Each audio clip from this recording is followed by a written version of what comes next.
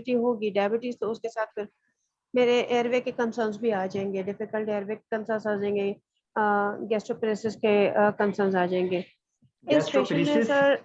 Why like अगर gastroparesis? Diabetic होगा, अगर सर डायबिटिक होगा तो Listen, अच्छा, फिर listen. अगर जी 50 years old smoker or cervical spine surgery, please. I even sent a message to okay confirming. Again you are doing the sir, same thing. Difficult या exactly sir, patient अगर cervical spine की surgery है तो difficult इंटुबेशन या difficult airway, ये भी मेरा main concern होगा। बिकॉज इस पेशेंट को मुझे जो है तो मेल टेक्निक से सर्वाइकल स्पाइन को सपोर्ट करके और उस तरह से मुझे पेशेंट को इंटुबेट करना होगा। फिर इस पेशेंट का जो है तो मॉनिटरिंग पे अगर हम आएंगे तो मॉनिटरिंग में सर इनमें Would you like to document the preoperative neurological status of the patient? Neurological exactly sir, Would patient का you would कोई you like to neurological deficit. would you like to have the preoperative because the surgeon wants hypotensive anesthesia? Would you like to have a baseline reading or baseline status of the blood pressure reading so that you will be chalking out your hypotensive anesthesia plan accordingly? Yes, sir, but I have to maintain the mean up to 60 to Okay, meet the continue. proper perfusion of the organs. Okay, continue. On okay तो sir कोई pre operatively अगर कोई neurological deficit है तो मैं जो है तो उसको भी डॉक्यूमेंट करूंगी।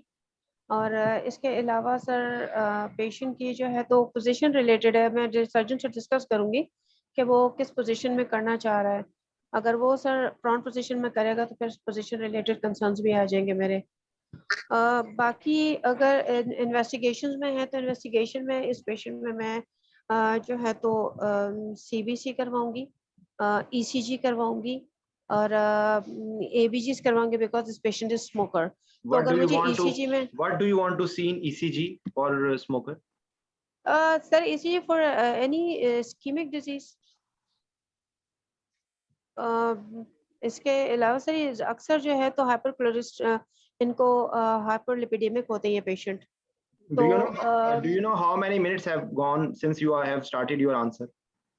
देखिए मैं थोड़ा सा अपसेट हूँ। मैंने ये तो मैंने आंसर आप सर लोगों को मैं कंसाइज करके बिल्कुल नहीं बताऊं बिकॉज कंसाइज सर करके आप आपने नहीं वो बता जो रही ना नुसरत, आप नहीं सर कंसाइज मैंने कर। एक मिनट रिलैक्स अच्छा रिलैक्स, रीसेट हो गया, रीसेट करो, ये क्वेश्चन का आंसर दोबारा से देना शुरू करो उस सोच के साथ कि स्मोकर सिर्फ बताया गया है तो डिटेल कहानी में क्यों घुस रही हो। ठीक है सर। तो सर बस इस पेशेंट का मैं एग्जामिनेशन इन्वेस्टिगेशन हिस्ट्री के बेसिस पे एवेल्युएट करूंगी। क्रॉनिक स्मोकर है सर, उनके बेसिस पे पेशेंट की फंक्शनल क्लास देखूंगी, एसोसिएटेड कोमोर्बिडिटीज के लिए देखूंगी और सर पेशेंट की स्मोकिंग सीज करवाऊंगी, स्टॉप करवाऊंगी बिफोर सर्जरी। और इसके बाद सर पेशेंट की जो है तो कोई न्यूरोलॉजिकल डेफिसिट है तो उसको मैं डॉक्यूमेंट करूंगी और इसके अलावा सर्जन से डिस्कस करूंगी कि वो किस पोजीशन में करना चाह रहा है। इस पेशेंट में मेरा डिफिकल्ट इंटुबेशन का भी कंसर्न है बिकॉज पेशेंट सर्वाइकल स्पाइन की सर्जरी के लिए जा रहा है। और बाकी इन्वेस्टिगेशन के बेसिस पे सर तो मैं इसकी जो है तो what will be the concise word for this thing which you have told? Because the cervical spine may be immobilized by collar and you cannot afford to move the spine. This is the reason you have to be objective. Smoking के बारे में जो आपने बोला एक दफा मुझे ये बताना पड़ेगा। स्मोकिंग के बारे में जब आप बताएं तो आपने ये बोलना है there are certain effects which are related to smoking, ठीक है, जो effects related to the systemic effects because of chronic smoking in cardiovascular system, respiratory system. Okay, that's one thing you have to discuss with the surgeon about the urgency of the surgery. Ideally smoking should be cessate for 6 weeks to have a complete reversal of the harmful effects. But even if you are you cannot delay, even if you stop it for 12 hours it will have effects, ठीक है ना, जो it will reverse the nicotine reduce the nicotine levels, carbon monoxide levels and it will improve the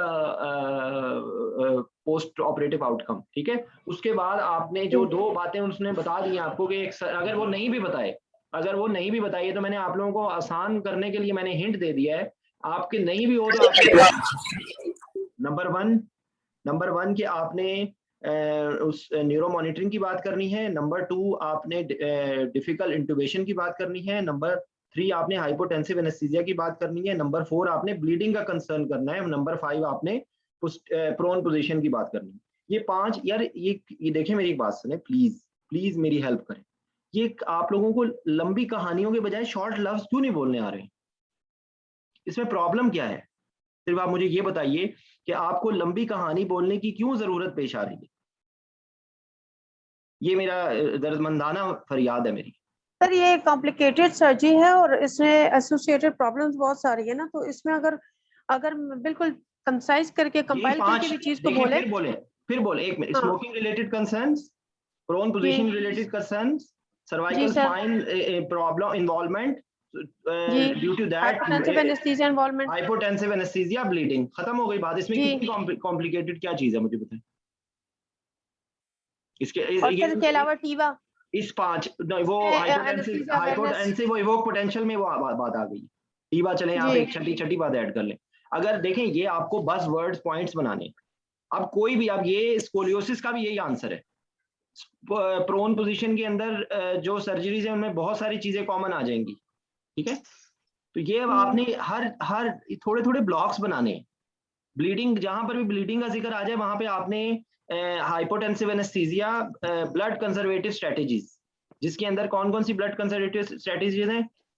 हीमोडाइल्यूशन, cell saver, hypotensive, use of tourniquet, positional strategies, antifibrinolytic, pre operative optimisation.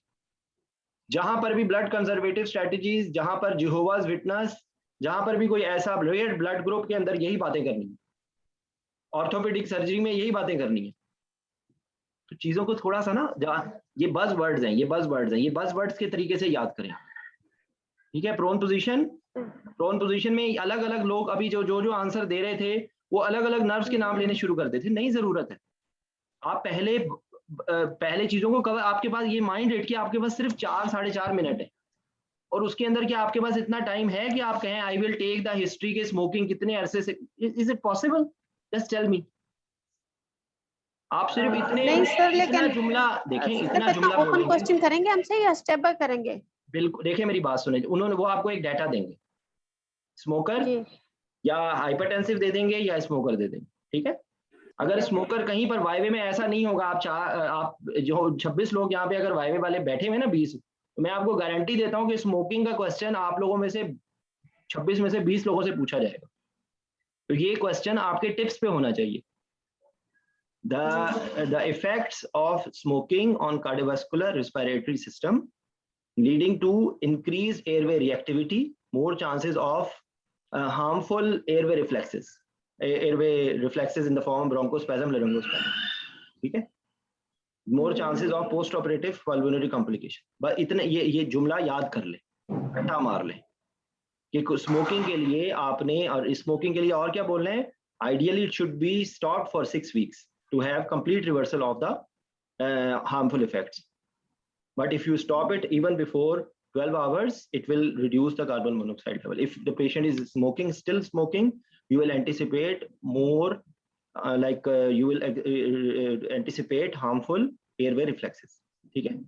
इसी तरीके से prone में आपने बात करना है कि प्रोन पोजीशन करते वक्त प्रॉब्लम होती है, रिवर्स करते वक्त ज्यादा प्रॉब्लम होती है, ठीक है?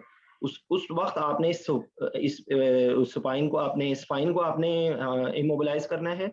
आपने जो जॉइंट्स हैं उनको इमोबिलाइज करना है। आपने जो प्रेशर पॉइंट्स हैं उनको आपने प्रोटेक्ट करना है। जेनिटेलियाज, फीमेल में ब्रेस्ट, एब्डोमेन को आपने फ्री रखना है। आइडियली उसके लिए वो टेबल होना चाहिए जिसके दरमियान में गैप होता है, ठीक है? जिसके दरमियान में गैप होता है। ब्रेकियल प्लेक्सिस इंजरी होती है क्योंकि ओवर स्ट्रेच हो जाता है। शोल्डर है, वो शोल्डर जॉइंट डिसलोकेट हो सकता है क्योंकि वो आपने अगर उसको प्रॉपरली उसको पोजीशन नहीं किया। प्रेशर पॉइंट्स होते हैं। और उसके बाद आई के बारे में बताते हैं कि आई के एक होते हैं जो प्रेशर की वजह से इफेक्ट होते हैं। इवन कुछ इफेक्ट्स ऐसे होते हैं जिनका प्रेशर से ताल्लुक नहीं होता। It is related to unavoidable के आई बॉल हैंग कर रही होती है। जब आप मसल रिलैक्सेंट दे दिया तो आई बॉल हैंग कर रही है, तो उसकी वजह से ब्लड सप्लाई हैम्पर होती है। फिर आप हाइपोटेंसिव एनेस्थीसिया भी दे रहे हैं तो उसकी वजह से अगर सर वो भी है, एयरवे भी जो है तो वो हो जाता है, एयरवे ट्यूब डिसलॉज हो सकती है, ठीक है? तो आपने इस आंसर को दरिया को कूजे में बंद करना है और ये मुश्किल नहीं है। अगर आप थोड़ा सा अपने ऊपर जबर करेंगे ना कि लंबी लंबी कहानियां, मेरा इंपॉर्टेंट कंसर्न है, ये कोई ब्रेकिंग न्यूज हो रही है जियो न्यूज की, कि आपको ये मेन कंसर्न का नाम इस तरीके से ब्रेकिंग न्यूज के तौर पे लेना है? मिनिमम अल्फाज करें, ठीक है? ठीक है सर। समझ आ गई है? ये अब इस, क्योंकि जी ये इसको मैं रिकॉर्ड भी करके भेज चुका हूँ, जिसने नहीं सुना वो सुन ले। जो मैंने सुना आप है सर। जिन लोगों को, जो एमसीपीएस वालों को ग्रुप पे मैंने भेज दिया था, ठीक है? तो ये इस क्वेश्चन के अंदर ये इंपॉर्टेंट बातें हैं। इसके अंदर हाइपोटेंसिव, जो हाइपोटेंसिव एनेस्थीसिया के मामले में ज़हन में रखें, Contra indications, base line value. आप 60 बोले जा रही हो, मैं आपको हिंट भी दे रहा हूँ कि 60 नहीं, जरूरी नहीं है 60। आप उसको अच्छा कहेंगे कि भाई ये पेशेंट का बेस लाइन इतना ब्लड प्रेशर है, मैं इसे 25% से ज्यादा करूंगी तो इसको सेरेब्रल इंजरी हो सकती है, इंसल्ट हो सकती है, ठीक है?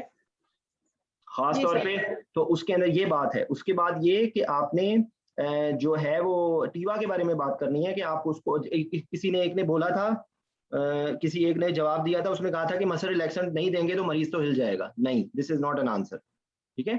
जब आपने इवोक पोटेंशियल मॉनिटर करने हैं तो आपने ना तो मसल रिलैक्सेंट देना है, ना ही आपने इनहेलेशनल एजेंट्स देने, आपने टीवा देना है। क्योंकि जो इनहेलेशनल एजेंट्स होते हैं वो भी को इवोक पोटेंशियल्स को मुतासर करते हैं, और मसल रिलैक्सेंट देंगे तब तो आपका मोटर इवोक पोटेंशियल को आप देख ही नहीं सकते। दूसरे, टीवा के अंदर you have to avoid boluses, you have to maintain a base line.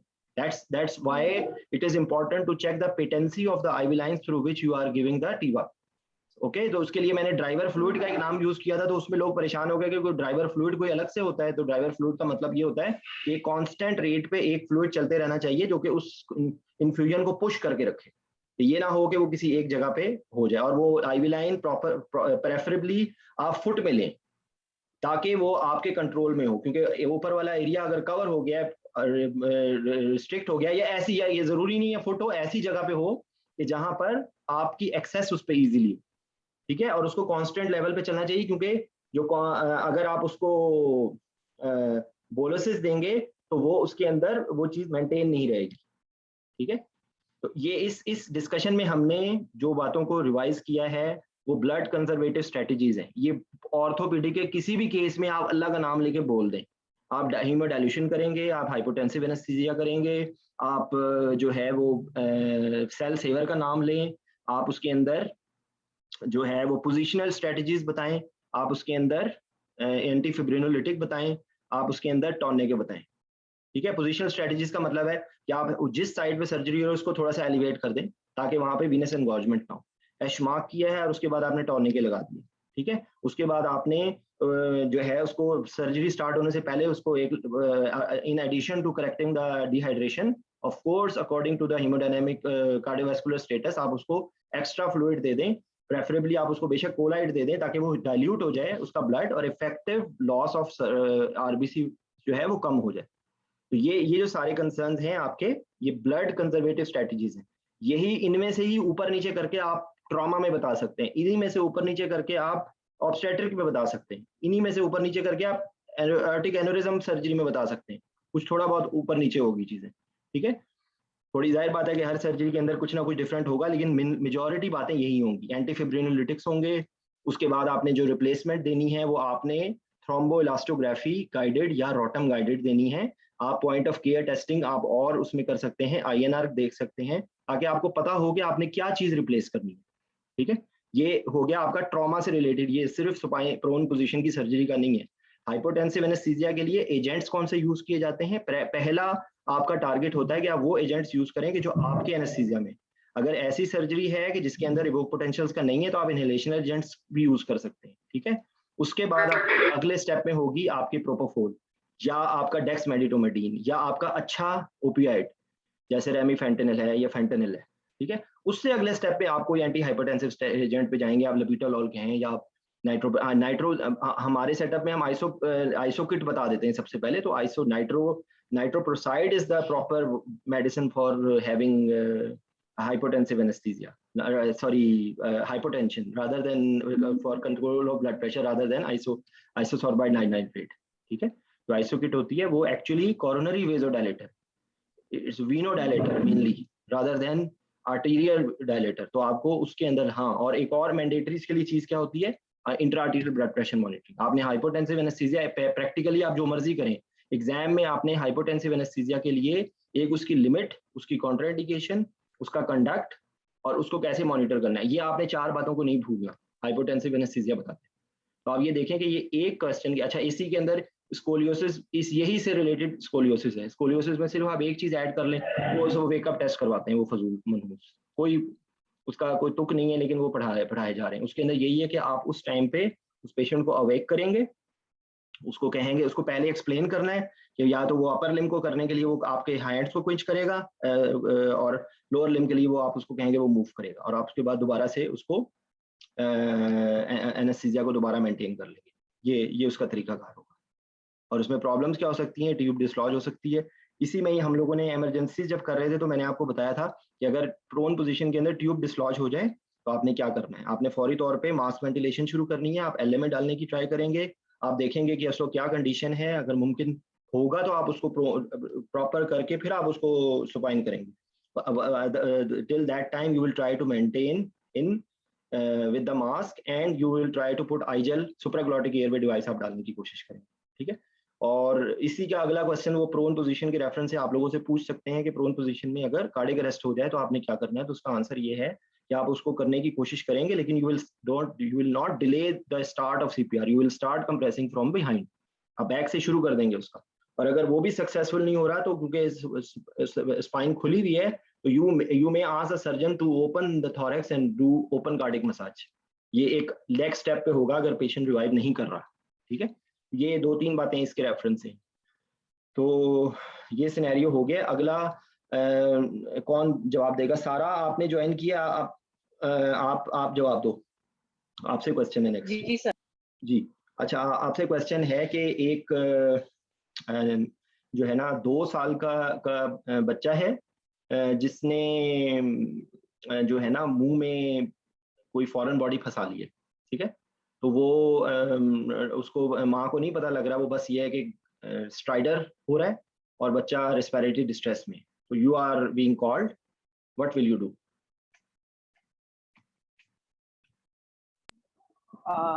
Sir 2 साल का बच्चा है विद फॉरेन बॉडी, तो हमारे सबसे पहले सर इसके कंसर्न्स ये होंगे कि हम इवेल्युएट करेंगे कि एक्सरे हिस्ट्री की बेसिस पे पेशेंट से, अगर पेशेंट स्टेबल है तो, अगर स्ट्राइडर में है और डीसैट कर रहा है तो 100% ऑक्सीजन देंगे और उसे स्टेबलाइज करेंगे। अगर डीसैट नहीं कर रहा और एयरवे मेंटेन कर रहा है और ऑक्सीजनेशन मेंटेन कर रहा है, कॉन्शियस है बच्चा, तो फिर हम हिस्ट्री लेंगे कि कब इनहेल किया है और उसने जो इनहेल किया है वो एक्चुअली वो फॉरेन बॉडी है क्या। उसके इस हिस्ट्री लेने के बाद हम एक एक्सरे भी कराएंगे ताकि हमें पता चले कि फॉरेन बॉडी की एक्चुअल पोजीशन क्या है। हम सर्जन से डिस्कस करेंगे कि what does he want, he wants to proceed or not, वो किस तरह प्रोसीड करना चाहता है। There is no IV line. Would you like to take the IV line in the emergency or would you like to shift in the OR? जी sir, अभी मैं pre op पर ही हूँ, अभी सर मैं प्री ऑप पर ही हूँ, ठीक है सर। उसके बाद हम सर्जन से डिस्कस करेंगे और फिर सर इसमें फॉरेन बॉडी में हम करते हैं कि आईवी लाइन देंगे। और इसके हमारे इंपॉर्टेंट कंसर्न है क्योंकि छोटा बच्चा है तो उसके डिफिकल्ट एयरवे होगा। सर एज क्या बताई आपने बच्चे की? 2 years। अच्छा एक मिनट, मैं आपको सब लोगों को एक मैसेज देना चाहता हूँ प्लीज। ये जिन लोगों ने वाईवे का एफसीपीएस का भी फीडबैक दिया था उन्होंने भी ये मुझे बात बताई थी और आप लोगों को मैं इसकी तायद कर रहा हूँ प्लीज कि वहां पर आप कोशिश करें कि आप अपने पास एक खाली कागज और एक पेन ले जाएं, ठीक है। अपने साथ एक खाली कागज और एक पेन ले जाएं, वहां पर अगर हो तो आप उनसे यूज कर लें। आप वहां पर जो ये जब आपको डाटा बता रहे हैं आप वो शॉर्ट हैंड में लिखें, कहानी ना पूरी लंबी लिखनी शुरू कर दें खूबसूरत राइटिंग में कि वो एग्जामिनर देख के क्या कहेगा कि इतना गंदा लिख रही है। नहीं, वो आपकी सिर्फ हेल्प के लिए है कि आप उसका डाटा, जैसे आपने अभी मेरे से सवाल पूछा है ना, एग्जैक्टली यही होता है। वहां पर लोगों को सवाल ही समझ नहीं आता, समझ ये तो ये। और एक इसका मैं आपको एक और साइकोलॉजिकल इफेक्ट बता रहा हूँ, जब आप चंद सेकंड्स में वो लिखेंगे ना, आपने चंद सेकंड से ज्यादा नहीं, ये नहीं है कि आप पूरा लिखना शुरू कर दें, अच्छा सर 1 मिनट रुकिए मुझे लिखने, नहीं ये नहीं है इसका मकसद। इसका मकसद है उस डाटा को आप सिर्फ कर लें और जब लिख रहे होंगे ना आप, तो उन चंद सेकंड्स में आपका दिमाग उसको अलाइन कर लेगा कि मैंने बोलना क्या है। समझ आई? जैसे अगर फीमेल का जो साइन होता है ना, फीमेल का साइन लिख ले, 65 लिख ले, डायबिटीज उसने बोला है तो डीएम लिख ले, हाइपरटेंशन बोला है तो हाइपरटेंशन लिख ले, स्मोकर बोला है तो एसएम लिख ले, तो आपको पता लग गया कि आपने आपने उसको क्या बोलना है। ठीक है, ये please make it a habit कि आपने उसके डाटा को सेव करना है। ठीक है, ताकि आपको अगला आंसर कंपाइल करने में हो। और जैसे मैंने आपको तरीका बताया है, प्लीज उसको याद कर लें। एक पेशेंट से रिलेटेड बातें होंगी, एक सर्जरी से रिलेटेड बातें होंगी, और उसके अंदर बाकी एनेस्थीसिया से रिलेटेड बातें होंगी। आप उसको तरतीब दे लें। एक डिजीज की पैथोलॉजी होगी, कोई भी डिजीज हो सकती है, उसकी पैथोलॉजी होगी, और उसके जो ऑर्गन का डिसफंक्शन हो रहा है उसकी वजह से वो होगा। फिर अगली है कि डिजीज की कोई मेडिसिन होंगी, वो होगा। उसी के साथ आपके दिमाग में होना चाहिए कि इसको ऑप्टिमाइजेशन क्या की जा सकती है। सर्जन से आपने जरूर डिस्कस करना है। अर्जेंसी, रिपीट याद कर लें इसको, urgency of surgery, risk of the surgery, bleeding risk of the surgery, duration of the surgery, technique of the surgery, incision of the surgery, anything special, any special consideration or any special step in that surgery. जैसे उसकी example क्या है कि अगर eye surgery है तो आपके दिमाग में आ जाना चाहिए कि ये इस पेशेंट के अंदर ऑक्लोकार्डिक रिफ्लेक्स हो सकता है, लेप्रोटमी हो रही है, सर्वाइकल डायलिटेशन हो रही है, एनल डायलिटेशन हो रही है, आपके दिमाग में होना चाहिए कि इसको ब्रेडिकार्डिया हो सकता है। ठीक है, ये इस पे है। हर सर्जरी का आपको लेवल ऑफ एनेस्थीसिया पता होना चाहिए। आपको क्या आपने किस जगह को सुन करना है, या किस जगह को आपने नम करना है, या किस जगह को से आपने हैंडल करना है सर्जन ने, इंसियन का क्या लेवल है, ये मैं सर्जरी के रेलेवेंट से बता रहा हूँ ये बात। ठीक है, तो coming back to your answer, आपको समझ आ गई ना बात? तो आपने लिखना है जरूर ये बात। चलें, शाबाश। जी सर। सर अच्छा, फिर हम इसको इनहेलेशनल इंडक्शन पे अंडर करेंगे और लैरिंजोस्कोपी करके देखेंगे if the foreign body is in pharynx और वो ऊपर ही पड़ी हुई है, तो लैरिंजोस्कोपी करके सर्जन से कहेंगे Would you एंगल से like जो to, है। would you do the laryngoscopy before taking IV line or no? जी सर, आईवी लाइन जो है हम बाद में लेंगे, क्योंकि हो सकता है कि बच्चा आईवी लाइन के दौरान रोए और वो उससे ना फॉरेन बॉडी जो है वो अंदर एक्सपायर कर ले। तो सर बेहतर नहीं है कि हम इनहेलेशनल इंडक्शन के दौरान उसको डीप करने के बाद आईवी लाइन ले लें? हाँ जी जी, यही मैं आपको बात, मतलब बेसिकली मेरे कहने का मतलब है, ये इसमें मैसेज, इस बात को रोक के मैं आपको जो मैसेज देना चाह रहा हूँ वो ये है कि आपने एयरवे की मैनिपुलेशन बिफोर आईवी लाइन नहीं करनी। क्योंकि एयरवे की मैनिपुलेशन आपने की बिफोर आईवी लाइन तो पेशेंट को लेरिंगोस्पेज़म हो गया, तो आपके पास कुछ होगा ही नहीं करने को।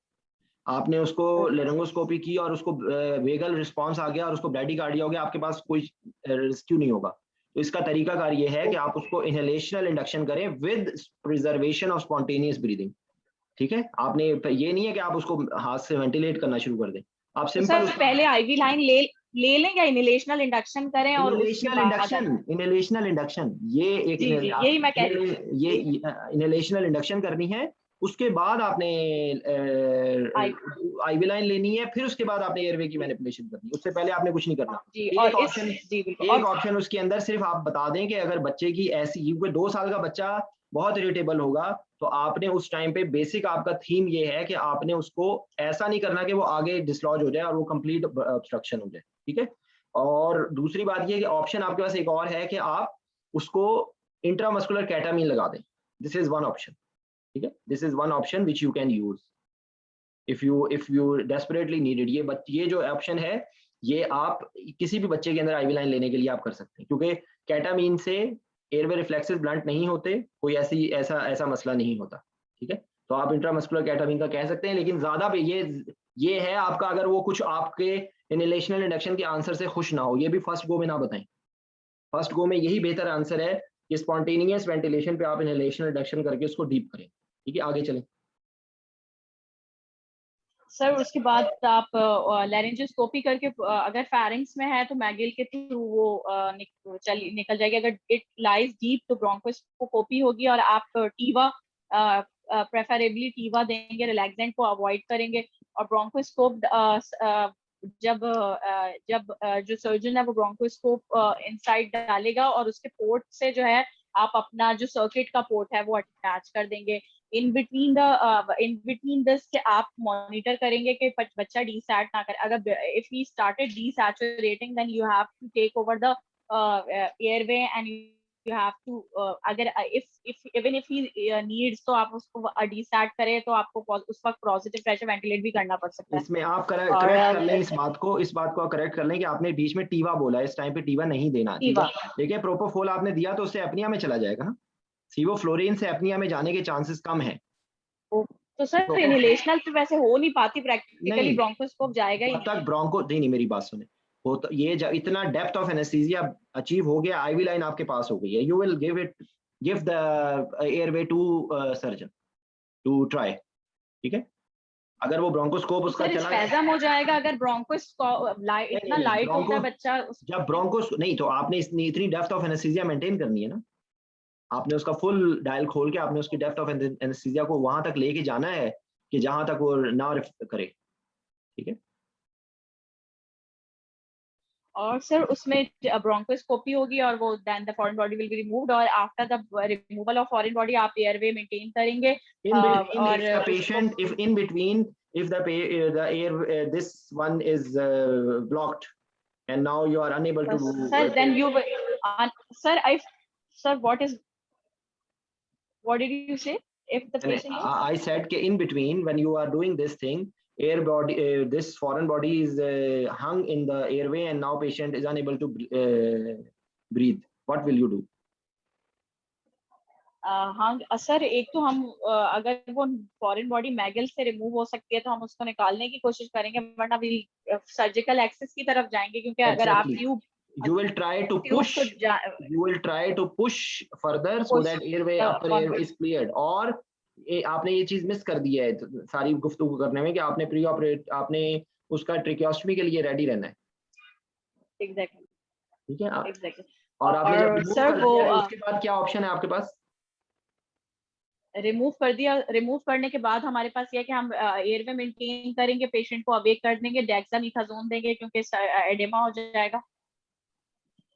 ओके, नेबुलाइजेशन रेसिमिक एपिनेफ्रीन की भी जरूरत पड़ सकती है अगर एयरवे का एडिमा है। और रिमूवल के बाद अक्सर वो जब आपने एंडोट्रेकियल ट्यूब डाल दी है तो वो अगर वो डीप था तो they might use flexible to see any pieces going down, ठीक है ना।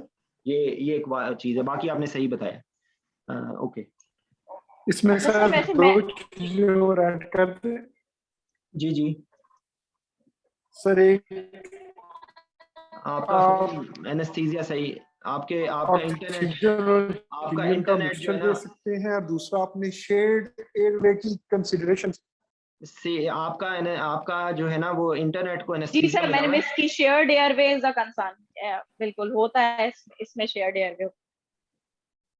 हाँ जी।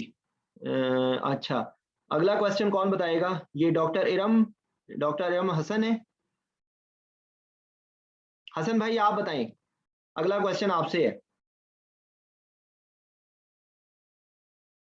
हसन भाई, हसन भुट्टा भाई, आवाज आ रही है आपको? अच्छा हेलो हसन भाई, आपसे क्वेश्चन है कि 4 वीक्स का बच्चा है, उसकी सरकमसिजन करनी है, तो what would you like to ask in pre operative assessment? 4 weeks बच्चा है। अच्छा 4 वीक्स है। अच्छा, इसमें प्री असेसमेंट में सर सबसे पहले मैं इनसे पूछूंगा कि इसका जो है मोड ऑफ डिलीवरी क्या था, नॉर्मल था या ये जो है प्री टर्म तो नहीं पैदा हुआ 37 वीक्स में या 30? Very good. How do you calculate post gestational age? Sir ये करते हैं ना कि 50 वीक्स 60 वीक्स से कम है या नहीं? नहीं, how will you label if the से अगर उसने कहा है कि यही बच्चा 4 हफ्ते का है और उसको कहा कि पता लगा कि वो 32 वीक्स पे डिलीवर हुआ था, तो अब उसकी गेस्टेशनल एज कितनी होगी? तो ये सर ये 32 + 4 हो गया, तो would you proceed with the surgery or no? नहीं, I will not proceed because this is an elective surgery. What will you advise? हाँ, elective surgery। सर मैं इनको एडवाइस ही करूंगा कि आप तकरीबन बच्चे को सेफ 60 वीक्स तक बड़ा हो जाए तो उसके बाद हम इसको करेंगे, क्योंकि उससे पहले इसमें एपनिया का बहुत ज्यादा रिस्क होता है। तो एपनिया अगर होता है तो एपनिया को कैसे मॉनिटर करते हैं? सर एपनिया को फिर हम 24 आवर इसको हॉस्पिटल में मॉनिटर, आईसीयू में रख के करते हैं मॉनिटर। अपनी अलार्म होता है, ठीक है, अपनी अलार्म होता है। आज अपने अलार्म होते हैं, हाँ। ओके, तो एक बात हो गई। दूसरी बात ये कि ये बताइए कि प्री टर्म बेबी अगर है तो उसमें व्हाट वुड यू एक्सपेक्ट, यानी कि प्री टर्म बेबी के अंदर क्या क्या problems as anaesthetist you should be looking forward to? Sir एक तो देखें कि वही इसके एनाटॉमिकल जो है, और एनाटॉमिकल में देख लेंगे इसका वही टंग साइज बड़ा होगा, एयरवे साइज छोटा होगा, लेरिक्स इसका इंटीरियर होगा। This will be in any baby, any baby, हाँ। what special would you expect in premature babies? In premature है कि चांसेस इनके मसल्स जो हैं, रेस्पिरेटरी मसल्स, वो वीक होंगे, और इनके एपनिया में जाने के चांसेस ज्यादा होंगे इसी वजह से। बाकी इनका कार्डिक जो है वो weakness, cardiac weakness, IV lines लेनी डिफिकल्ट होगी इनमें, और एस्पिरेशन का चांस भी ज्यादा है। नहीं, कार्डिक के अंदर क्या चीज होती है जो प्री टर्म के अंदर कार्डिक के अंदर, हाँ, मरमर या कोई हो सकता है, या कोई मरमर कौन सा होगा इसमें? कौन सा एक कंडीशन होती है जो उन बच्चों के अंदर हो सकती है प्री टर्म बेबी में, कार्डिक में? हाँ, प्री टर्म में सर इनका वो हो सकता है, पीडीए क्या होता है? पेटेंट डक्टल आर्थरियोसिस है जी। प्री टर्म के अंदर जो सबसे कॉमन चीज होती है ना, वो पीडीए हो सकता है, ठीक है। तो उसके अंदर पैन सिस्टोलिक मरमर होगा, जैसे भी बताया। अच्छा, उसके बाद जो आप बता रहे थे उसके अंदर ये है कि उसके जो है ना हाइपोथर्मिया होने के ज्यादा चांसेस होंगे। उसके अंदर ब्लड वॉल्यूम जो है वो नॉर्मल बेबी से भी ज्यादा होगा, ठीक है। उसका 9 to 95 ml पर केजी होगा। आपने उसके अंदर मैक के ऊपर क्या इफेक्ट होगा?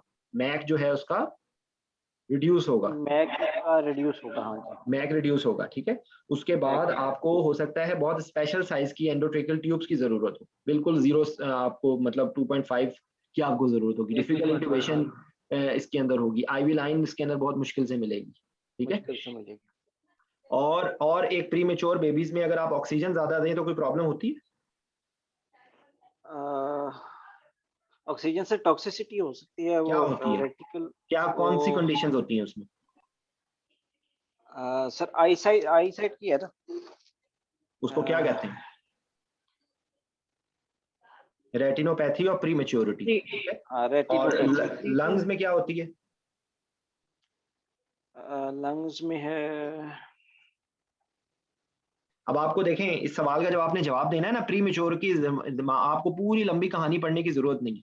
जो ये 4-5 बातें हैं ये आप याद कर लें, और ये प्रीमेच्योर का जब आएगा तो आपने बोल देना एक पीडीए है, रेटिनोपैथी और प्रीमेच्योरिटी है, रीट्रोलेंट क्या नाम है उसका, ये जो है ना रिस्पायरेटरी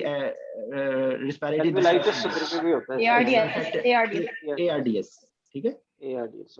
तो ये इसमें मेनली होगी। More chances of going on hypothermia, difficult IV lines, careful blood volume इसके अंदर ज्यादा होगा, और ठीक है। तो ये बातें हैं।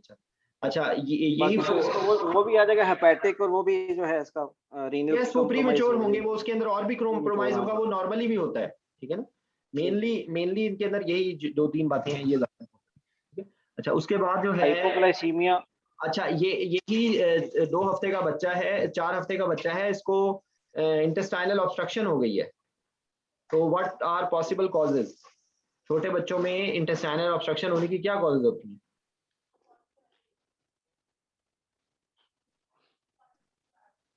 malnutrition होगी, खुरम आई एम सॉरी, आपको इंटरसेप्शन होगी। खुरम, आपकी आवाज इंतहाई डिस्ट्रैक्टेड आ रही है, आई एम रियली सॉरी, आपकी आवाज किसी को समझ नहीं आ रही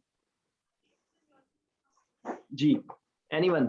हसन भाई आप बताएं। सर हर्षिस पुरुंग, आई एम सॉरी, ये वो हो गया है, इंटरसेप्शन होती है, हर्षपंख डिजीज होती है। अच्छा, ओके। अब आपने इसी बच्चे को, 4 हफ्ते का बच्चा है जो कि प्रीमेच्योर है, उसको आपने इंटेस्टाइनल ऑब्स्ट्रक्शन के लिए आपने एनेस्थीसिया देना है। तो उसके अंदर अब आप, जाहिर बात है, आप रिले तो नहीं कर सकते, तो आप प्री ऑपरेटिव क्या प्लानिंग करेंगे?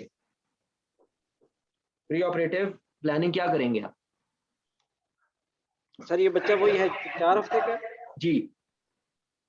अच्छा सर, अब ये आ गया इमरजेंसी, आ गई ना सिचुएशन। अब इसमें ये प्लानिंग मेरी यही होगी, कैलकुलेटेड इसका फ्लूइड दूंगा, जो भी दूंगा। नहीं, उससे और पहले आप कुछ करेंगे? हाँ आईवी सर, आरएसआई के तहत, नहीं आरएसआई के नहीं तहत। नहीं, आप लॉजिस्टिक्स को अरेंज करेंगे थिएटर में कुछ आप हाँ जी, स्पेशल? लॉजिस्टिक का मैं इसके लिए इमरजेंसी ट्यूब्स का अरेंज करूंगा। ओके, दो और? 3 साइज की ट्यूब्स हो जाएंगी, ब्लेड्स हो जाएंगे 0 के, 00 के। ओके, और इसके अलावा जो है एलएमए भी, नहीं एलएमए तो नहीं होगा, ट्यूब्स हो गई, ये हो गया। और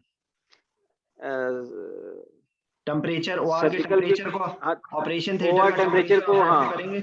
आपके पास हाँ जी बिल्कुल वार्मिंग ब्लैंकेट्स होने चाहिए, ठीक बिल्कुल है? होनी चाहिए। आप वार्मिंग एनआईसीयू ब्लैंकेट्स में होंगे, बेड अरेंज करेंगे, एनआईसी में बेड का अरेंज कराएंगे। हाँ जी ठीक है? और जी जी। उसके बाद आपने जो सारी जो दवाइयां हैं वो आपने कैलकुलेटेड, आपने डाइल्यूट स्पेसिफिक आपने उसको डाइल्यूट करनी होगी, ठीक है? डाइल्यूट करना है, हाँ जी ठीक है। और उसके बाद अब आपने मॉनिटरिंग क्या करेंगे इस पेशेंट में?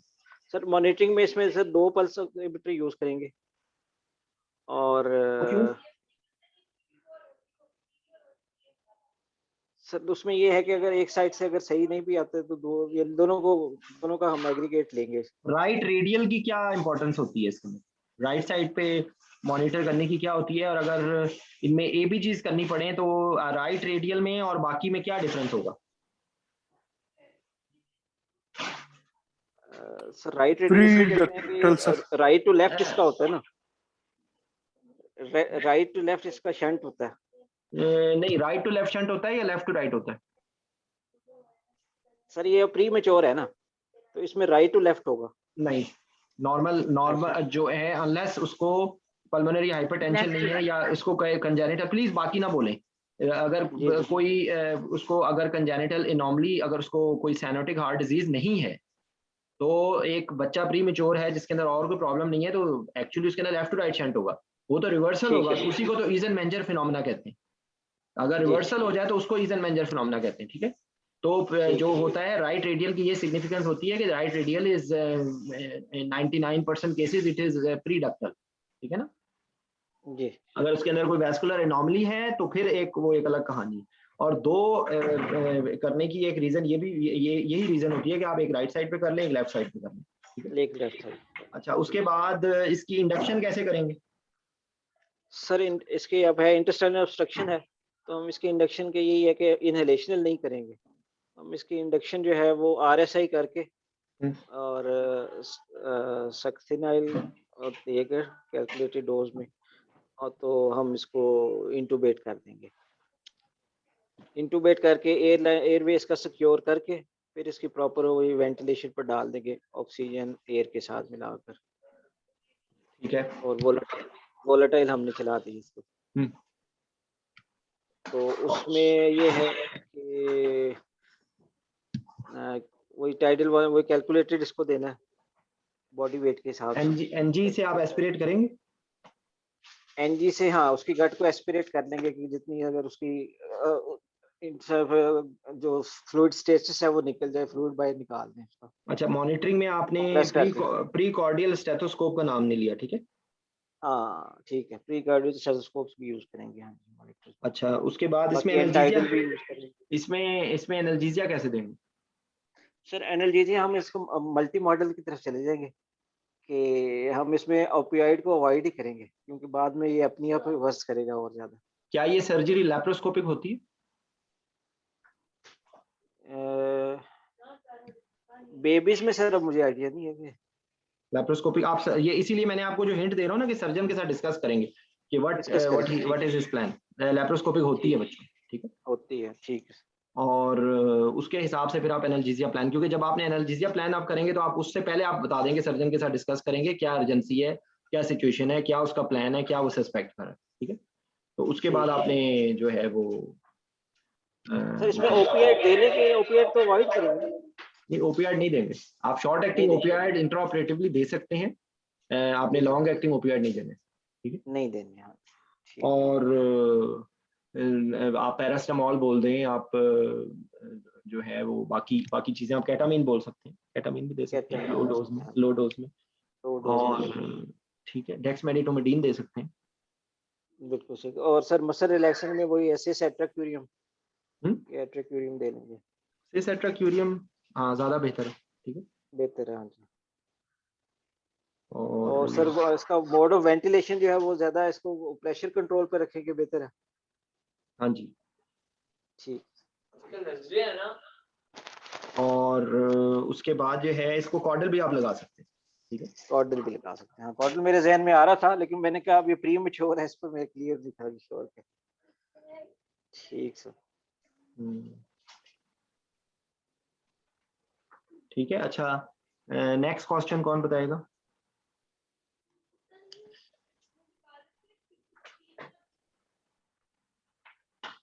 अच्छा, कॉर्डल के अंदर ना एक चीज का वो पहले भी हम लोगों ने डिस्कस किया था कि इतने छोटे बच्चे जिसके अंदर वेट बहुत थोड़ा होगा, तो कॉर्डल में अगर उसकी इसकी इंसियन अगर ज्यादा है ना ऊपर, तो आपके लिए कॉर्डल में डोज को कैलकुलेट करना जरा मुश्किल होगा। ठीक है, ये एक इसके अंदर कंसर्न है। तो इसलिए आप लोकल वूंड इन्फिल्ट्रेशन बता दें, पैरास्टामोल बता दें। राइट। और ये है चीज। अच्छा, इसके अलावा जो है एक अब अगला क्वेश्चन बताएगा, कौन बताएगा? Ayaz.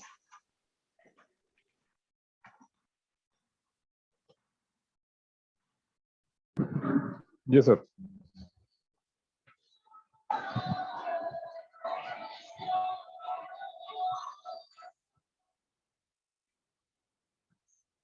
Hello, just a minute please, एक सेकंड प्लीज।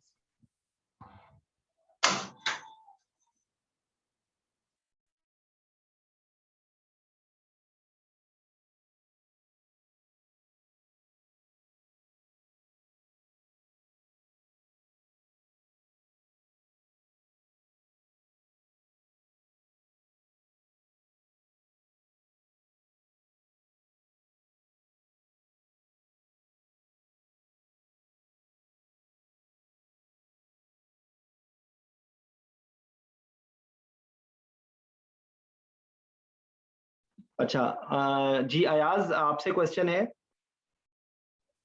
एक जो है ना 4 साल का बच्चा है, उसकी क्लेफ्ट पैलेट की सर्जरी होनी है। क्लेफ्ट पैलेट की। जी सर। उसमें क्या एनेस्थीसिया कंसर्न होंगे?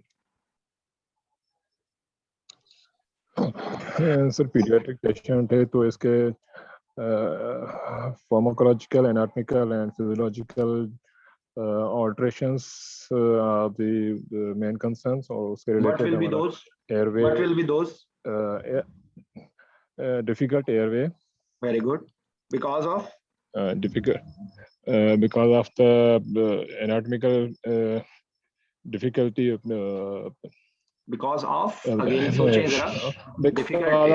because of large head. ठीक है सर, large head है, mouth opening कम है, छोटी है, trachea, short trachea. Large head से और एक मिनट, माउथ ओपनिंग तो बच्चे में जरूरी नहीं है कि कम होना, वो उसके हिसाब से, अपने साइज के हिसाब से ठीक होगी। आप जाहिर बात है ब्लेड कम छोटा यूज करेंगे। उसकी डिफिकल्ट एयरवे की क्या रीजन होती? Large tongue. Very good. इसमें खास जी सर, वो इसमें खास जो इसका कंजेनिटल डिफेक्ट है इसका ऑलरेडी क्लेफ्ट का, उस वजह से इसमें प्रॉब्लम है। ओके, नहीं, एक और बात इंपॉर्टेंट आप मिस कर रहे हैं। एपिग्लोटिस लार्ज टंग होती है, लार्ज एपिग्लोटिस होता है, ठीक है, लार्ज एंटीरियर एपिग्लोटिस, लैरिंक्स होता है, एंटीरियर लैरिंक्स होता है, ठीक है।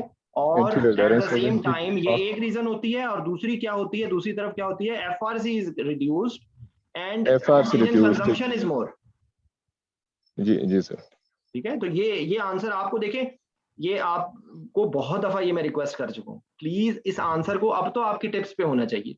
अब देखें ना, 75,000 चीजें आप पढ़ रहे हैं, लेकिन वो जवाब के जो आपको बोलना चाहिए वो आप अभी शेखी।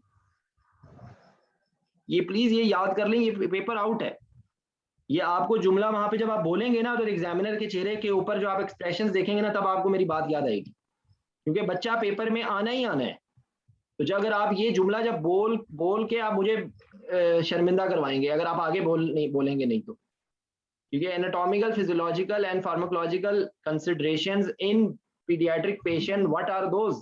तो आपने अगले चंद सेकंड्स में आपने ये बोल देनी है कि डिफिकल्ट एयरवे होता है because of anterior larynx, large tongue, large epiglottis, and another thing, funnel shaped airway. So even if you have passed the tube from the vocal cords, it can stuck in cricoid cartilage. ठीक है, तो ये बातें होती हैं। और उसमें दूसरी तरफ क्या होता है कि इजी डिसैचुरेशन होती है क्योंकि FRC कम होती है और ऑक्सीजन कंजम्पशन ज्यादा होती है। ये रीजन होती है। ठीक है, दूसरी क्या कार्डियोवैस्कुलर सिस्टम का बता दें, क्या होता है कार्डियोवैस्कुलर सिस्टम में? कार्डियोवास्कुलर में सिर्फ इसके कंजेनाइटल एनोमलीज हो सकती हैं इस पेशेंट में। वो कौन सी होती है खास, वो जरा मुझे याद नहीं है, शायद PDA नहीं। एक है, मेरी बात सुने, एक सेकंड, रिलैक्स हो जाए पहले। कार्डियोवैस्कुलर सिस्टम किसी भी बच्चे के अंदर बताना तो आप क्या बताएंगे? Fixed cardiac output, heart rate dependent fixed cardiac output, जी, high vagal tone, immature sympathetic responses. खत्म बात। नॉर्मली क्या होता है? नॉर्मली हमारे सिंपैथेटिक रिस्पॉन्स एक्ट करता है और हम कंपेंसेट कर लेते हैं। बच्चों के अंदर वो कंपेंसेट नहीं कर पाएंगे, वेगल टोन बहुत ज्यादा है। ठीक है, तो ये इतना जुमला याद कर लें। हाई, ये क्या नाम है इसका, heart rate dependent cardiac output, high vagal tone, immature sympathetic system. ठीक है, ये हो गया आपका कार्डियोवैस्कुलर सिस्टम खत्म। उसके बाद आप आ जाएं अगली चीजों पे। बाकी difficult IV lines, difficult chances of hypothermia के चांसेस हैं, hypothermia, post op, intra op pain management. नहीं, impaired liver enzymes, अभी liver, immature liver, immature kidney। ठीक है, तो और and high volume of distribution and high blood volume, so initial doses requirement will be high and maintenance will be reduced। ठीक है, और अगला बच्चों में क्या जुमला बोल रहे हैं? Special equipment, meticulous dose calculation and dilution, specialized airway and other equipment, monitoring equipment। ये जुमला याद कर लें, फिर मैं रिपीट कर रहा हूँ।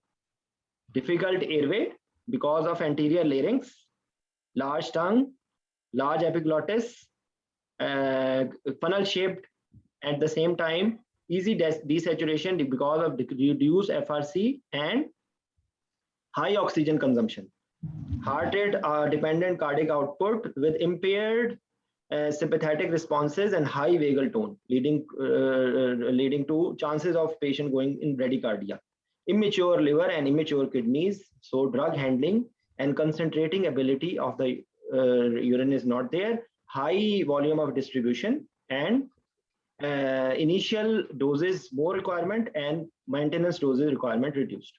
ठीक है, chances of going in hypothermia because of brown fat dependent heat conservation and absence of shivering mechanism। ठीक है, और क्या नाम है इसका, डिफिकल्ट आईवी कैनुलेशन। ये आपका याद होना चाहिए आपको।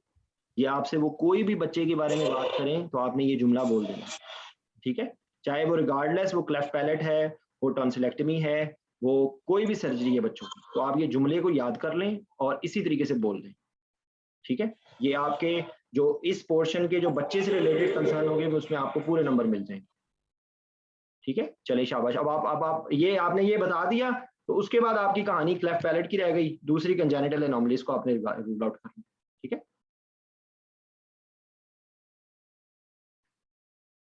ठीक है अयाज? जी सर। अच्छा, मैं क्वेश्चन चेंज कर रहा हूं। अब आपने ये जो मैंने आपको बताया अब आपने बोलना है इसको। क्वेश्चन ये है कि 4 साल का बच्चा है, उसकी टॉन्सिलेक्टमी होनी है। जी सर। जी, तो इसके कंसिडरेशंस। जी सर, इस पेशेंट में सर हमारी जो कंसिडरेशन है वो एनाटॉमिकल, फार्माकोलॉजिकल एंड फिजियोलॉजिकल ऑल्टरेशंस हैं, लाइक डिफिकल्ट एयरवे, और इसमें सर डिफिकल्ट आईवी लाइन और alterations, airway difficult is also a large head here, large epiglottis, tongue large है इसमें, और फिक्स हार्ट रेट है, heart cardiac output dependent on heart rate, और इसके अलावा difficult IV access. These patients are prone to hypothermia. और इस patient में से टॉन्सिलेक्टमी है, तो इसमें पोस्ट ऑपरेटिव ब्लीडिंग के, पोस्ट टॉन्सिलेक्टमी के चांसेस हैं इस पेशेंट में. और इसमें से छोटा बच्चा है, तो इसमें से ड्रग मेटाबॉलिज्म का प्रॉब्लम है, लिवर इमेच्योर है, किडनी इमेच्योर. और सीक्वेंस थोड़ा नहीं हो पा रहा, बाकी मैं कोशिश कर रहा हूँ. जी जी ठीक है. हाँ ठीक है. इसके अलावा अच्छा, टॉन्सिलेक्टमी के in addition tonsillectomy, obstructive sleep apnoea, ठीक है, तो इसके अंदर एडिनाइड्स भी हो सकते हैं. ठीक है, एडिनाइड्स. Yes sir. अच्छा, टॉन्सिलेक्टमी में के पेशेंट में सर्जन कह रहा है कि मुझे नेजल ट्यूब चाहिए, तो नेजल इंट्यूबेशन के अंदर कोई प्रॉब्लम होती है बच्चों में?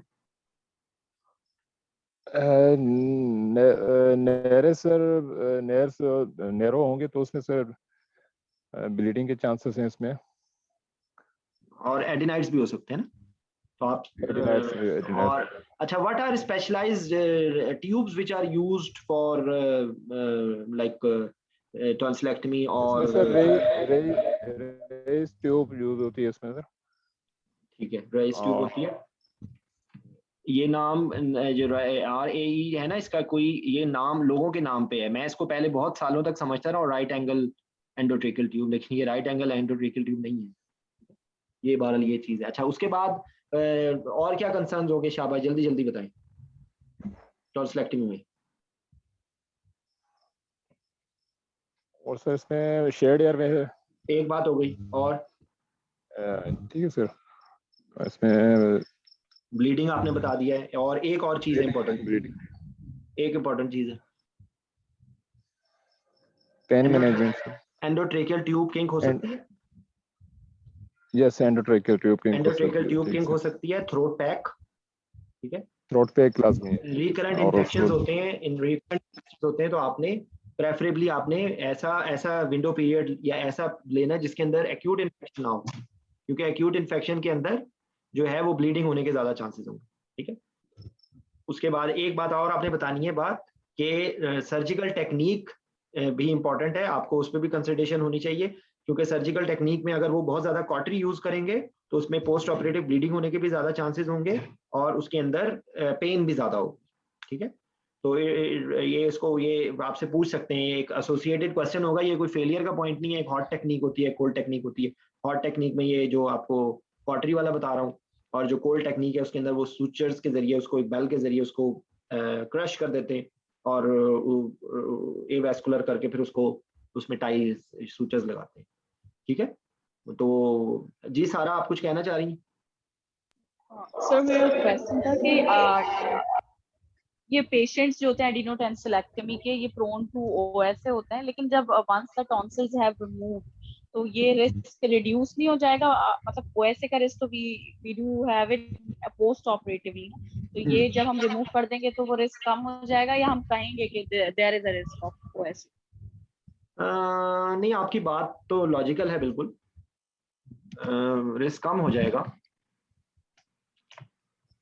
देखिए, मैं आपको एक बात बताऊं, सारा कुछ चीजें ऐसी होती हैं कि जो ना वो होते हैं मुबाह एरियाज होते हैं, वो आपसे नहीं पूछेंगे. आपने बस बता देना है कि इसके अंदर OSA के चांसेस होते हैं, तो प्री ऑपरेटिवली आपने असेस करना है बच्चे को. इससे ज्यादा की आपको जरूरत ही इस सर ड्यूरिंग बैक मास्क आपको डिफिकल्टी भी होगी OSA की वजह से? बैक मास्क होगी, ड्यूरिंग इंट्यूबेशन होगी, उसको किसिंग टॉन्सिल्स कहते हैं. आपको इंट्यूबेशन में डिफिकल्टी हो सकती है. और कुछ जो है ना, कुछ इरिवर्सिबल चीजें हो सकती है ना. अगर उस बच्चे में इतना ज्यादा OSA की वजह से उसको कोई कार्डियोवास्कुलर पल्मोनरी हाइपरटेंशन डेवलप हो गई है, तो फिर वो प्रॉब्लम्स बाद में भी रहेंगी. ठीक है जी. नुसरत, क्या कहना है? सर मुझे ये पूछना था कि जैसे एडल्ट्स में जब OSA की हिस्ट्री लेते हैं तो उससे तो हम एसोसिएटेड कॉम्प्लिकेशंस देख रहे होते हैं ना, लेकिन बच्चों में तो इतनी ज्यादा सेवेरिटी नहीं होती है, तो इनमें ये हिस्ट्री कितनी सिग्निफिकेंट होती है OSA की? आपने बस जुमला पूरा करना है नुसरत. इस बात पे MCPS का इम्तिहान पास कर लो, उसके बाद इस चीज पे डिस्कशन करेंगे कि क्यों इंपॉर्टेंट होता है. आप दोनों के सवाल बिल्कुल वैलिड हैं, लेकिन इस वक्त मैं आप लोगों को इम्तहान पास कराना चाहता हूँ, आप इम्तहान पास कर लें, इस बात पे आपको कोई फेल नहीं करेगा, बस ये इसमें आप ज़हन में रख लेना, ठीक है। नो डाउट मैंने आपको बता दिया ना कि ओएसए का असल पोर्शन जो है वो एक ऐसे पेशेंट में होगा कि जिसका टॉन्सिल्स बढ़े हुए हैं और उसकी कोई और सर्जरी हो रही है, ठीक है, या उसका अगर वो एडल्ट के अंदर ज्यादा उसका होता है क्योंकि उसके अंदर ऑर्गन डिस्फंक्शन ज्यादा हो जाएगा, लेकिन बच्चों में आप बोल देंगे ना, बस इतनी बात है, या आपका पॉइंट बिल्कुल वैलिड है, ठीक है। अच्छा, तो पोस्ट ऑपरेटिवली ब्लीडिंग हो जाएगी, ये क्वेश्चन मैंने सुबह भी पूछा था आप लोगों से, एक सिर्फ सवाल का जवाब दे दें, how to assess the severity of dehydration.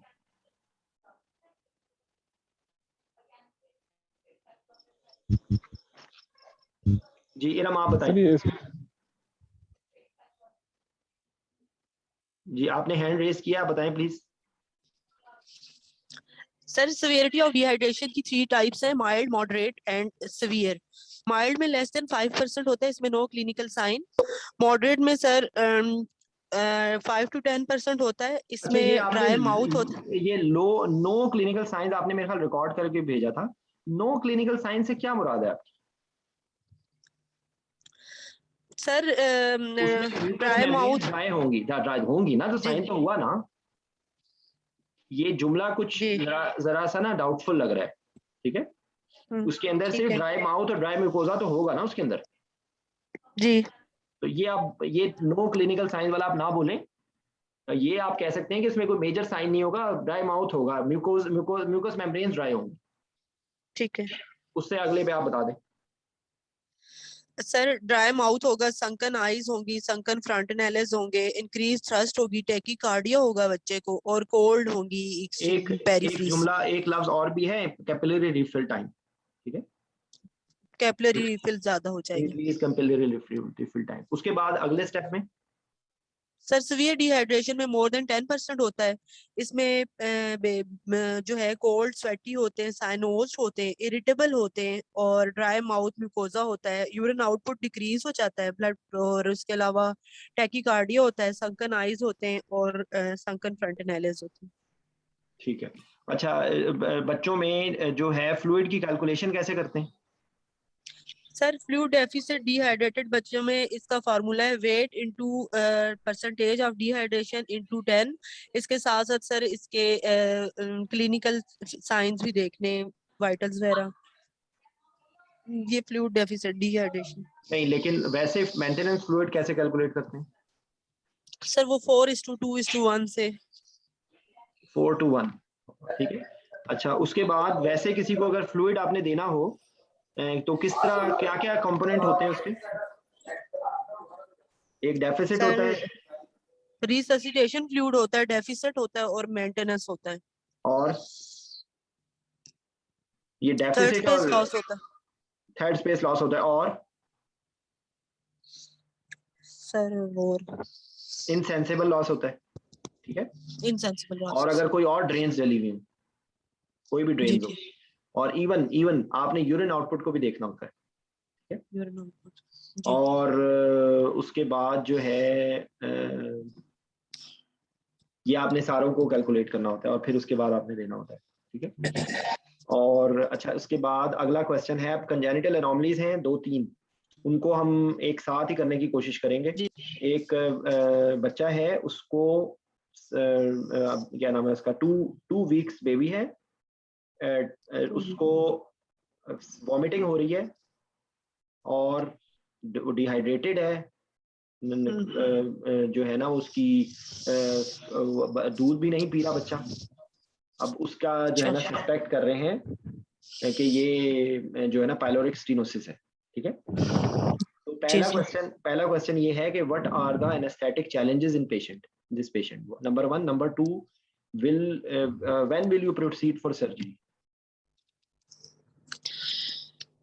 Sir pyloric stenosis में बेबी जो है, इसमें सर इलेक्ट्रोलाइट इम्बैलेंस होता है, लाइक हाइपोक्लीमिया, हाइपोनेट्रीमिया, हाइपोक्लोरीमिया, और बाइकार्ब जो हैं वो रिजर्व रहते हैं, वो क्योंकि सर स्टमक के कंटेंट सारे होते हैं। हाँ जी, ये आप इसके लिए बोले मेटाबॉलिक एल्कलोसिस, ठीक है। मेटाबॉलिक जी। एल्कलोसिस, और विद एक जुमला और होता है with hyponatraemia, projectile vom- hyponatraemia, hypokalaemia, hypochloraemia, metabolic alkalosis, hypovolaemia with paradoxical Yes. Aciduria. aciduria, yes sir. ठीक है, क्योंकि जी। नॉर्मली जब रिस्पॉन्स करता है तो नॉर्मली क्या होता है, जब डिहाइड्रेशन होती है तो क्या क्या कौन सा हार्मोन बढ़ता है? Sir, ADH। एल्डोस्टेरॉन। ठीक है, ठीक। एल्डोस्टेरॉन और एडीएच दोनों ही होता है। एल्डोस्टेरॉन का इफेक्ट ज्यादा होता है, सोडियम को वो क्या नाम है उसका, कंजर्व करता है, और पोटेशियम को वो बाहर निकालता है। ठीक है, फिर एक स्टेज ऐसी आती है कि जिसके अंदर पोटेशियम इतना कम हो जाता है कि वो पोटेशियम की कॉस्ट पे वो उस हाइड्रोजन को बाहर निकालना शुरू कर देता है। तो इसलिए इसके लिए लफ्ज यूज किया जाता है पैराडॉक्सिकल एसिड यूरिया, क्योंकि एक्चुअली तो अगर मेटाबॉलिक एल्कोलोसिस है तो हाइड्रोजन को कंजर्व होना चाहिए, तो इसके अंदर कंजर्व नहीं होगा। ठीक है, तो अब ये उसकी पैथोलॉजी हो गई। और आप जो बता रही थी वो उसको मैं दोबारा से रिफ्रेश कर देता हूँ कि नॉर्मली जब होता है तो वॉमिटिंग जब बहुत ज्यादा होती है तो बाइकार्ब का भी साथ साथ लॉस होता है, क्योंकि नेगेटिव पेरिस्टालिसिस होती है तो इंटेस्टाइनल कंटेंट्स भी आते हैं। ठीक है, लेकिन यहाँ पर क्योंकि इंटेस्टाइनल कंटेंट्स नहीं आ रहे, प्योर एसिड लॉस हो रहा है, तो इसके अंदर वो जो है ना बाइकार्ब की एब्जॉर्प्शन बढ़ जाती है। ठीक है, तो हाइड्रोजन का लॉस होता है और बाइकार्ब बहुत ज्यादा बढ़ जाता है। तो इसको इसमें आप सर्जरी को कब प्रोसीड करेंगे? आपकी भी आवाज खाली चली गई है।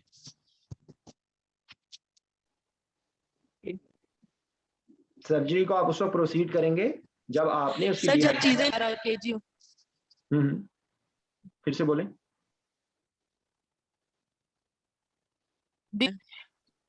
सर म्यूट हो गया था। जी जी, फिर से बोलें।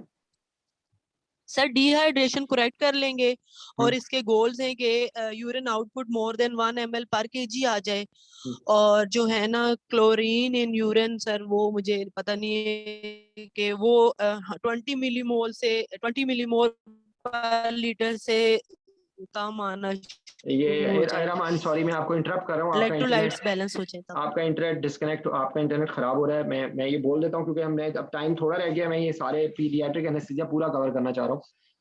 इसके लैक्टेट देखेंगे, लैक्टेट 2 तक आ जाए। लैक्टेट भी है, यूरिन आउटपुट है, डिहाइड्रेशन करेक्ट है, और यूरिनरी क्लोराइड आने शुरू हो जाए। अगर आपको नंबर भूल भी जाता है तो नंबर भूल भी जाए कोई बात नहीं, आपके सोडियम करेक्ट हो गया, पोटेशियम करेक्ट हो गया, क्लोराइड करेक्ट हो गया, यूरिनरी क्लोराइड आना शुरू हो गया, तब आप करेंगे। और इसके अंदर एक इंपॉर्टेंट बात आपने, in addition to all what we have discussed, अभी जो अयाज ने सारी बातें बताई थी वो दोबारा से आ जाएंगी। प्रीमेच्योरिटी की अगर वो है, बच्चा प्रीमेच्योर पैदा हुआ था तो वो बातें सारी आ जाएंगी। एक्स्ट्रा जो इसके अंदर बात आपने है कि 4 क्वाड्रेंट की आपने सक्शनिंग करनी है और आपने फिर इंडक्शन करनी है। ठीक है, ये आपने नहीं भूलना, 4 क्वाड्रेंट सक्शन। ठीक है, अच्छा, इसी के साथ ही अब 2 और हैं, एक ट्रेकियोइसोफेजियल फिस्टुला और एक कंजेनिटल डायफ्रेगमेटिक हर्निया। हाँ, एनआईसीयू वो बाकी बातें कॉमन है, मैंने इसलिए वो बताई नहीं है।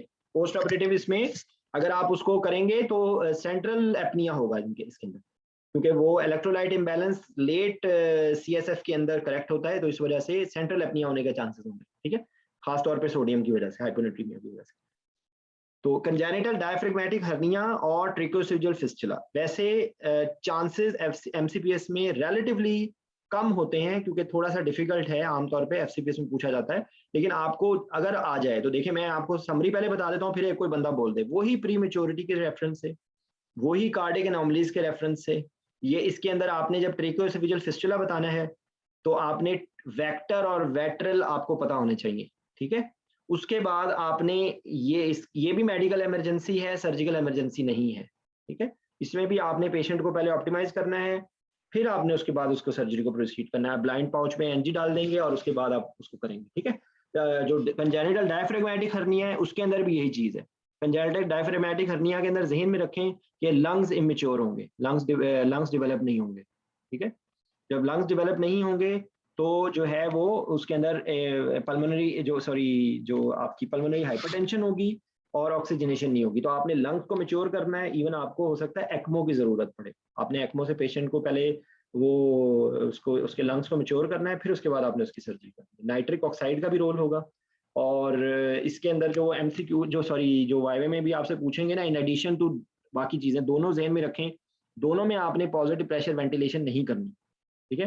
क्योंकि उधर आप ट्रेकियोसेफेजियल फिस्टुला में अगर आप पॉजिटिव प्रेशर वेंटिलेशन करेंगे तो स्टमक फुल होगा, ठीक है? क्योंकि आपस में वो हुआ हुआ है। उसके अंदर भी आपने स्पॉन्टेनियस वेंटिलेशन आपने करनी है, पॉजिटिव प्रेशर वेंटिलेशन नहीं करनी। यहाँ पर भी यही है, कंजेनिटल डायफ्रेगमेटिक हर्निया में भी आपने पॉजिटिव प्रेशर वेंटिलेशन नहीं करनी, क्योंकि अगर आप ज्यादा एयरवे प्रेशर देंगे तो पल्मोनरी न्यूमोथोरैक्स होने के चांसेस हैं, ठीक है? तो अब कोई बंदा बता दे, कौन बताएगा? आयशा आप बताओगी? जी सर। जी, हाउ विल यू? जी सर क्वेश्चन रिपीट करें।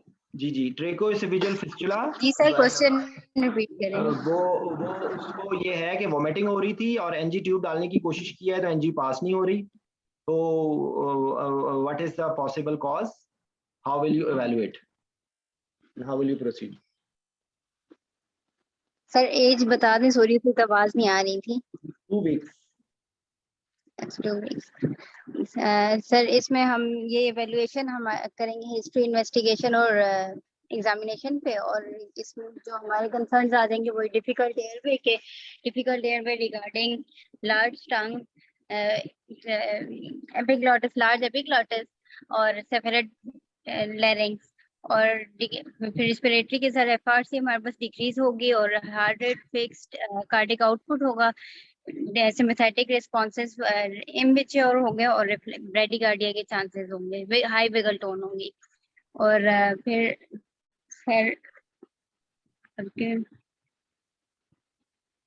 आगे इस पेशेंट में आपने ये वेक्टरल और वेट्रल क्या होता है? सर ये हमारे पास कंजेनिटल एनोमलीज है, ये वो इसमें वर्टिब्रल कॉलम एनोमली आ जाएगी, साथ में limb anomalies, anal deformity, tracheoesophageal fistula आएगा, और वेक्टरल, और वी से वर्टिब्रल एनोमलीज, ए से anal fistula, anal atresia. Anal atresia, okay. C से? सी से? सी से कार्डिक हो गया, सी से कार्डिक हो गया। आयशा बताओ आगे। टी से? टी से ट्रेकियोसेफेजियल फिस्टुला, ओके। ई से? ई से सर ईसोफेजियल एट्रीजिया। आर से? आर से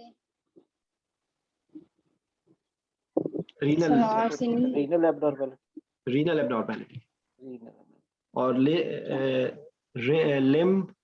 लिम्ब डिस्प्लेजिया, लिम्ब की एनोमलीज, लिम्ब एनोमलीज, ठीक है? तो इसके अंदर आप क्या टेस्ट करेंगे प्री ऑपरेटिवली? कौन सा ऐसा एक इंपॉर्टेंट टेस्ट होगा इसके अंदर आप करेंगे? बाकी तो सारे क्लिनिकल डायग्नोसिस है ना, तो एक ही इन्वेस्टिगेशन इंपॉर्टेंट होती है, एको, ठीक है? सर एको करते हैं और चेस्ट एक्सरे में आपको पता चलेगा जो उसकी। अच्छा, इसकी टाइप सबसे ज्यादा कॉमन कौन सी टाइप होती है? सर टाइप 4, जिसमें अपर एंड ब्लाइंड पाउच होता है और लोअर एंड से वो फिस्टुला होता है। अच्छा देखिए, ये ना नंबर आप भूल जाएं, ये नंबर 3B है मेरे ख्याल से। नंबर देखें, ये 3B 4A ABCD को छोड़ दें, आप उनको उसको ये बताएं कि ये जो टाइप बता रही है ना कि ब्लाइंड पाउच होता है और लोअर ट्रेकियोसेफेजियल फिस्टुला होता है, ये सबसे कॉमन है। तो ये बात बताएं, बाकी डिफरेंट टाइप्स होती हैं। देखिए मेरी बात सुनिए, 4 मिनट में वो आपसे क्या पूछ लेंगे यार, और आपको आपके ख्याल से वो किस चीज पे फेल करेंगे? वो आप टाइप गलत बता दिए तो आपको फेल कर देंगे? नहीं, आपने बेसिक पीडियाट्रिक एनेस्थीसिया की केयर सही बता दी है, आपने ये बता दिया कि ये मेडिकल इमरजेंसी है, आपने ये बता दिया है कि आपने इसके अंदर ब्लाइंड पाउच में सक्शन कर दी। और एक अगला क्वेश्चन जो आखिरी जो इंपॉर्टेंट है कि आप इसमें एंडोट्रेकल इंटुबेशन कैसे आप फिक्स कैसे करेंगे?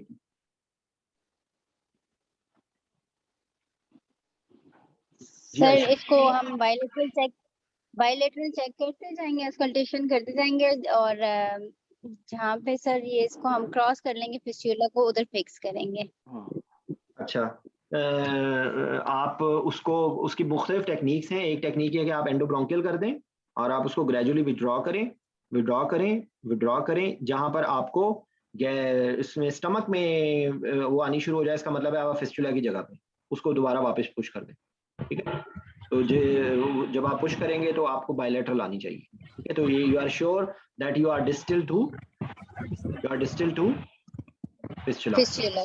ठीक है, और उसके बाद बाकी सारी वही आईसीयू की केयर है, वही आपने केयरफुल, सारी बातें वही हैं। हाइपोथर्मिया के चांसेस होंगे, आईसीयू की केयर होगी, ऑपरेटिव एनआईसीयू की जरूरत होगी। उसके बाद आपने केयरफुल, आपने फ्लूइड कैलकुलेट करना है, केयरफुल आपने मॉनिटरिंग में प्रॉब्लम्स होगी, प्रीकॉर्डियल स्टेथोस्कोप का कह दें आप, इन्वेसिव मॉनिटरिंग का कह दें। ठीक है, और कंजेनिटल डायफ्रेगमेटिक हर्निया में सारी बातें यही हैं। इंट्रा ऑपरेटिवली वो आपसे पूछेंगे कि एयरवे प्रेशर ज्यादा हो गए तो क्या होगा भाई, वो पल्मोनरी न्यूमोथोरिक्स हो गया। बाकी सारी बातें यही हैं। आपका वो डायग्नोसिस क्या होता है जी, स्केफाइड एब्डोमेन होगा, जो है ना वो इंटेस्टाइन्स लंग में पहुंची होंगी चेस्ट एक्सरे में। ठीक है, लंग्स एयरवे प्रेशर ज्यादा होंगे, आमतौर पे ये कह दें कि ये एंटीनेटल डायग्नोसिस हो जाता है।